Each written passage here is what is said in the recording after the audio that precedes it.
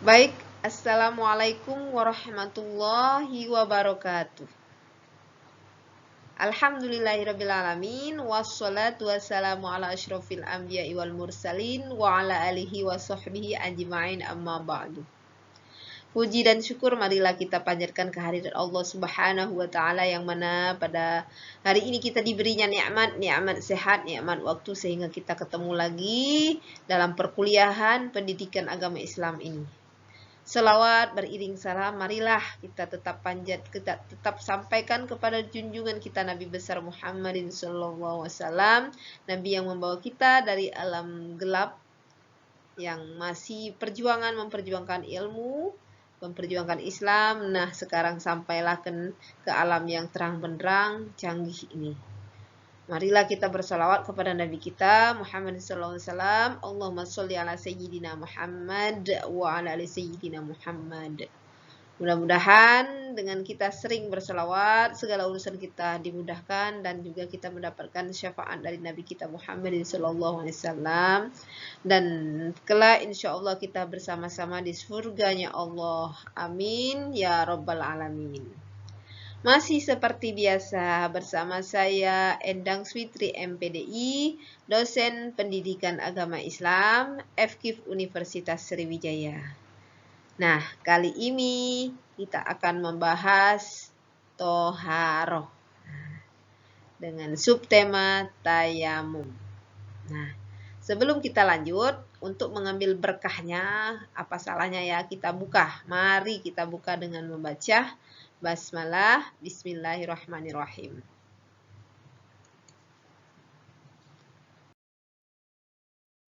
Nah, sebelum ke subtema kita tayamum, jadi kita akan mengulang sedikit yang toharo pernah saya sampaikan. Toharo ini merupakan bersuci artinya ya. Tapi kita sering juga tergandeng ada kebersihan ya. Tapi pada dasarnya kalau bersih itu belum tentu suci. Tapi kalau suci insya Allah bersih. Bersih dan bersuci ini, kebersihan dan kesucian ini sudah dianjurkan oleh Rasul kita Nabi Muhammad SAW sesuai dengan sabda Rasul, kalau kebersihan itu an-nazafatu minal iman. Kebersihan itu bagian dari iman. Jadi jangan malas-malas menjaga kebersihan karena kebersihan ini merupakan bagian dari keimanan. Nah, bersuci juga at-tahuru syatrul iman. Bersuci ini adalah merupakan ciri-ciri atau tanda-tanda dari orang yang beriman ya. Nah, sekarang kita sudah dikuatkan oleh hadis singkat tadi bahwa kita sebagai orang muslim harus menjaga kesucian dan kebersihan ya. Suci pasti bersih, tapi bersih belum tentu suci. Karena kalau bersuci itu otomatis sudah suci dari hadas dan najis juga. Nah, ya. Sekarang kemarin sudah disampaikan juga kalau bersuci itu ada dengan dua cara.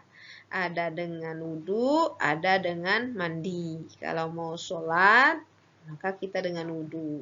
Kalau mau sudah habis hadas besar, hadas kecil dengan wudhu. Kalau hadas besar dengan mandi. Nah, masalah hadas besar sudah disampaikan ya di video sesudahnya kemarin ya. Nah, sekarang kalau kita mau menghilangkan hadas kecil dengan wudhu, tapi tidak ada air. Nah, ini bahasan kita. Bagaimana kalau kita mau melaksanakan ibadah sholat, tetapi untuk berwudu tidak ada air. Nah, bagaimana biar kita tetap bisa melaksanakan sholat?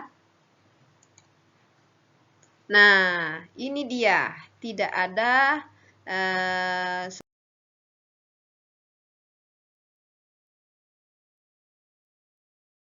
sesuatu yang tak ada jalan. Jadi kalau tak ada air, kalau berwudu dengan medianya, alatnya dengan air, nah kalau sudah dicari kemana-mana, airnya tidak ditemukan, maka ada solusinya, penggantinya apa?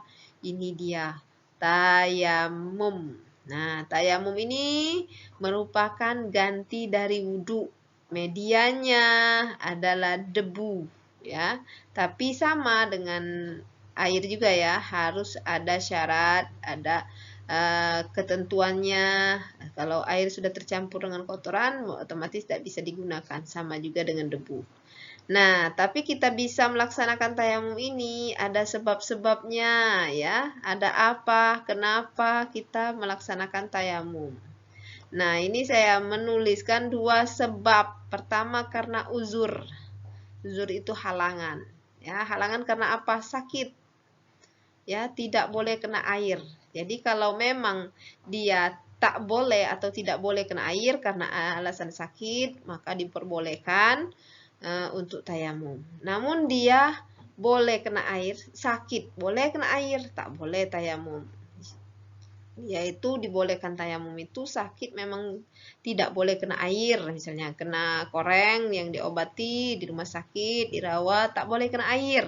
Nah, itu ya. Boleh tayamum, tapi tayamumnya karena sakit, misalnya sakitnya parah tidak bisa berangkat. Bagaimana mau wudhu? Iya, mau tayamum ya, karena tak boleh kena air. Di dinding-dinding itu ya, ada debu yang tak kelihatan, pasti ada debu ya. Boleh di dinding ya, silahkan ya. Jadi jangan dipersulit. Kedua, tidak ada air sama sekali kecuali cukup untuk minum saja. Jadi tidak ada air atau juga ada air hanya cukup untuk minum. Nah, kita diperbolehkan untuk bertayamum ini. Anggota tayamum sudah kelihatan itu ya. Nah, ada muka dan ada tangan. Ya, kita lanjutkan. Nah, ini syarat-syarat tayamum. Apa sih yang membolehkan tayamum? Tadi sebabnya, apa syaratnya? Nah, kalau kita ini mau sholat, sedangkan air tidak ada, maka boleh tayamum. Tuh, oke, memenuhi syarat. Tapi ada syarat selanjutnya. Akhirnya sudah dicari kemana-mana, sudah berusaha, tidak nunggu saja, kita dicari kemana-mana, tidak ada airnya. Ya, maka diperbolehkan karena itu memenuhi syarat dengan catatan dicari kemana-mana. Kalau ada air mata air tapi dia butek di sumur masih suci masih bisa dipakai. Ini tidak ada lagi di air itu tidak ada nian ya sudah dicari kemana-mana tidak ada sama sekali maka diperbolehkan untuk bertayamum. Kemudian ingat tadi media untuk bertayamum kalau wudhu dengan air tayamum dengan debu. Debunya itu harus memenuhi syaratnya suci. Debu bukan tanah yang leak-leak ya, yang ada becek-beceknya bukan ya. Debu. Jadi makanya sifat debu itu di dinding mobil kalau dalam perjalanan ya, di tanah. Nah, tapi dilihat mau suci, kita perhatikan debu yang di tanah. Nah, ya diperhatikan. Jadi kalau ada debu misalnya ini debu, nah, misalnya ini debu ya, maka harus diperhatikan. Nah, misalnya ini debu ya. Debu itu kita lihat, kita perhatikan apakah ada kotoran, apakah ada campuran kotoran binatang, adakah benda yang tajam ya yang mengganggu kulit kita, itu diperhatikan. Jangan sampai dia tidak suci dan membuat bahaya juga ya. Jadi diperhatikan debunya. Kemudian menghilangkan najis dari badannya dengan beristinja sebelum bertayamum. Jadi sama halnya berwudu, kalau kita wudu itu kita membersihkan hadas dulu. Ya, menghilangkan najis dulu dari badan kita, maka kita istinja dulu. Nah, sama juga ini ya. Nah, ini 4 syaratnya. Mudah-mudahan saya rasa sangat paham ini ya. Nah, sama dengan halnya ada wudhu, ada furudul wudhu, ada fardu wudhu atau rukun wudhu. Nah, sama juga nak. Kalau mandi ada rukun mandi. Kalau tayamum ini sama juga ada furudut tayamumi, ada rukun tayamum. Jadi rukun ini kalau di dalam sholat sama ya. Kalau tidak dikerjakan tidak sah sholatnya. Nah, tayamum ini juga tidak bisa, tidak sah, harus diulang kalau salah satu rukun tidak dilaksanakan. Nah, di sini disampaikan ya ada 4. Ada an-niyatu niat. Ingat niat itu di hati. Jadi ada lafaz, ada niat. Kalau kita melafazkan nawaitu tayammuma, listibahati sholah itu lafaz. ya.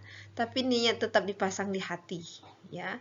Nawaitu tayammum istibahati shalah lillahi ta'ala dalam hati. Nah, itu ada mashul wajhi ya, menyapu muka dalam hati sambil menyapu muka tadi kita mengucapkan dalam hati, sengaja aku bertayamum untuk mengharuskan sholat karena Allah Ta'ala. Ada juga versi lain sebelum melaksanakan sudah berniat, boleh ya. Jadi yang keduanya mashul wajhi. Batasan wajah itu untuk bertayamum dan wudhu sama, dari tumbuh rambut sampai ke dagu, dari paku telinga kanan ini ke paku telinga kiri. Ya. Nah, jadi kalau kita langsung ke sini dulu ya, mashul yadaini ilal mirfaqaini. Menyapu kedua tangan hingga kedua siku. Ya, jadi dua anggotanya, muka dan telapak tangan, ya. Kemudian tertib ya, beraturan. Muka dulu baru niat, pasang niat, muka dan tangan. Jadi beraturan. Jangan tangan dulu diputar ya. Wajah sudah tuh ya, baru niat. Itu jangan ya, sudah ada aturannya ini. Oke, jadi itu rukun. Nah, dari sini kita lihat berarti anggotanya ada dua tayamum itu. Muka dan telapak tangan. Ya, beda dengan wudhu. Beda lagi dengan wudhu. Ini hanya untuk tayamum. Dan hanya satu kali berlaku. Tidak berulang-ulang. Debunya hanya satu kali pakai. Ya, coba di sini kita praktekkan. Video praktek sudah pernah saya upload juga ya. Kalau mau dibuka di YouTube Ibu. Tapi ini kali saya prakteknya di sini. Ini seolah-olah di depan saya ada debu misalnya ya. Ini tanah. Nah ya. Nah, misalnya kita lihat bersih atau tidak bersih, kita tepakkanlah tangan kita. Ya, ini saya angkat, berarti tepak tangan kita. Nah, ya. Kita bersihkan kalau sudah. Nah, kalau sudah bersih ada tidak benda yang tajam, tidak ada, baru kita pasang niat. Sudah niat terpasang, kita lakukan ini dibagi dua. Ya, dibagi dua, bagi dua. Jadi posisi sebelah sini ke sini.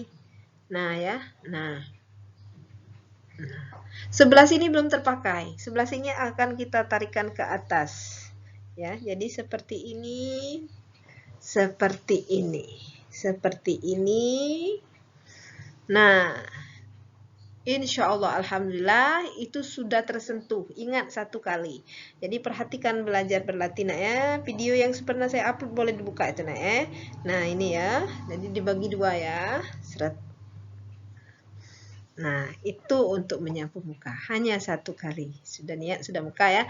Nah sekarang tangan. Kita mau tepakkan debu lagi, tapi perhatikan debu itu sudah terpakai, tidak usah dipakai. Cari debu yang belum terpakai, tepakkan lagi, centeng, bersihkan, ya. Nah, sekarang kita akan bagi dua lagi, yang kiri ke kanan, yang kanan ke kiri. Kita mau mendahulukan yang kanan, berarti dibelah, ya. Dibagi dua tangan kita. Ini yang kanan ya, berarti letakkan di sini. Nah, itu kan terbagi dua. Jadi yang bagian ini tadi ke atas, ke sini. Sudah sampai siku? Nah, tinggal bagian separuhnya. Bagian separuhnya kita akan seret. Nah, ini jangan terpakai karena bagian ini akan ke sebelah sini, ke belah kiri. Ya, jadi saya ulang ya. Nah, seret dibagi dua, seret. Nah, insya Allah terkena semua. Sekarang di belahan bagian kanan ke kiri. Nah, ini adalah bagian belakang. Seret, sampai ke ujung siku. Bagian sini, maka kita letakkan di sini. Ya. Nah, saya ulang ya. Nah, ya, insya Allah bisa. Boleh kirim chat kalau bingung ya. Oke. Nah, ini sunnah tayamum. Kita terkadang kala ada 4. Kita terkadang kala melakukan sesuatu itu tanpa lagi memulai dengan bismillah, tapi niat terpasang. Nah, sekarang apa salahnya kita biasakan segala sesuatu itu selain pasang niat, bacalah bismillah ya. Ya, bismillah itu banyak ya. Sudah mengucap asma Allah, sudah berzikir. Kalau dilengkapi bismillahirrahmanirrahim sudah memuji Allah yang Maha Pengasih kan? Rahimnya sudah Allah Maha Penyayang. Jadi kita sudah berzikir dan sudah memuji Allah, ya. Seperti itu. Jadi jangan diabaikan kalau bisa. Biasakan kita membaca bismillah, walaupun kita tak baca doa atau tidak tahu, tidak hafal baca doanya, tidak minimal kita baca bismillah sudah mengingat Allah kita dan sudah menzikir menyebut nama Allah kita dan sudah memuji Allah kita, ya. Oke, kedua, kita menghadap kiblat disunahkan. Jadi tidak sah ya Bu, kalau tidak menghadap kiblat sah. Ini merupakan sunnahnya. Jadi boleh kita menghadap kiblat sunnah, ya. Seperti itu. Nah, sudah saya bilang tadi, mendahulukan anggota yang kanan, baru yang kiri, ya. Makan saja kita dianjurkan pakai yang kanan, baru jangan yang kiri, ya, karena yang kiri itu ada tugas sendiri.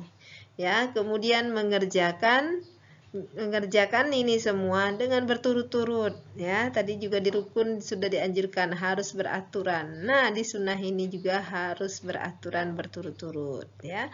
Saya rasa sangat mudah untuk memahaminya. Nah, untuk bagian membatalkan gampang mengingatnya. Kalau ada air tiba-tiba sudah tayamum, hujan, meskipun Allahu Akbar, ya, baru mau sholat hujan, batal tayamumnya, ya, karena belum mulai sholat, ya. Hujan mending kita berlari ke air lebih leluasa. Jadi wudhu kita, ya.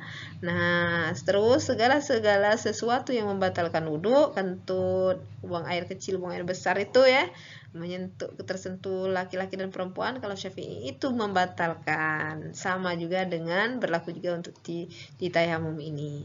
Nah, saya rasa ini tidak terlalu sulit, ya, paham. Ini materi selingan dari kita, materi kita agama lainnya, ya. Ada fikih toharoh, 3 fikih kita selipkan, ya. Fikih toharoh, fikih sholat, dan fikih janais. Lain itu tema tentang ruang lingkup kajian pendidikan agama Islam lainnya, ya.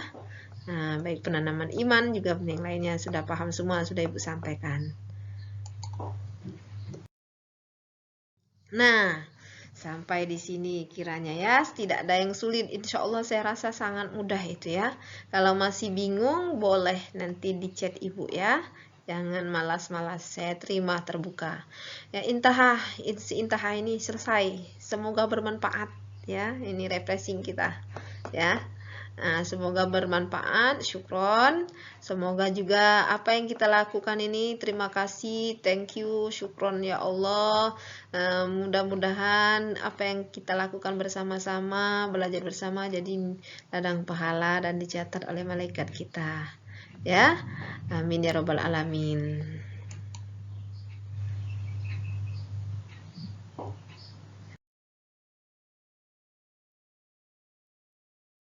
Nah, thanks, ya. Kita akan berpisah sementara. Nanti kita lanjut di video selanjutnya lagi, ya. Belajar lagi, tetap belajar di rumah, praktekkan di rumah. Bingung bertanya lagi, boleh di grup WA atau di kolom chat YouTube ini. Oke? Sampai di sini, mohon dimaafkan ada salah kata, ya. Mohon dimaafkan karena saya juga, Ibu juga, al-insanu la yakhlu minal khata' wan nisyan, manusia yang tidak luput dari salah dan khilaf. Cukup di sini. Wassalamualaikum warahmatullahi wabarakatuh. Salam sehat.